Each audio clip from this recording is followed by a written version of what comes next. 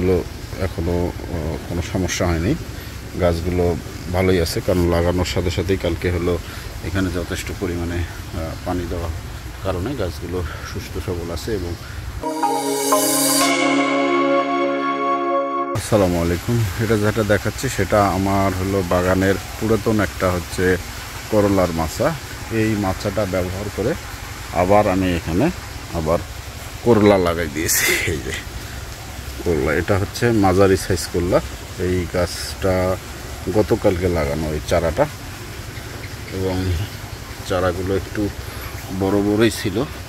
এই যে তো আলহামদুলিল্লাহ গাছগুলো লাগার পরেই গাছগুলো এখনও কোনো সমস্যা হয়নি, গাছগুলো ভালোই আছে, কারণ লাগানোর সাথে সাথেই কালকে হলো এখানে যথেষ্ট পরিমাণে পানি দেওয়ার কারণে গাছগুলো সুস্থ সবল আছে। এবং আশা করি সকল গাছ হলো বেঁচে যাবে। তো এইটা আমার পুরাতন করলার মাচা। এই করলাটা আমি লাগিয়েছিলাম, কিন্তু এখান থেকে আশানুরূপ কোনো রকম ফলাফল না পাওয়ার কারণে, এবং করলার যে নিমাটোল রোগ, মানে হলো কৃমি রোগ, বা হলো শিকড়ের যে হলো শিকড়ের কৃমির দানার মতন গোল গোল হয়ে যায়, দানা হয়ে যায়।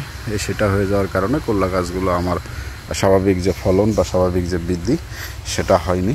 এই কারণে আমি ওই করলাগুলো সব ফেলে দিয়ে আবার এখানে নতুন করে আবারও হলো করলা লাগিয়ে দিয়েছি। যে এখন এখান থেকে এই করলাগুলো আশা করি হয়তো খুব তাড়াতাড়ি হয়তো এটার ইনশাল্লাহ বড় হবে এবং ভালো ফলন দিতে পারবে। তো ঠিক আছে, ভালো থাকবেন, ধন্যবাদ সকলকে।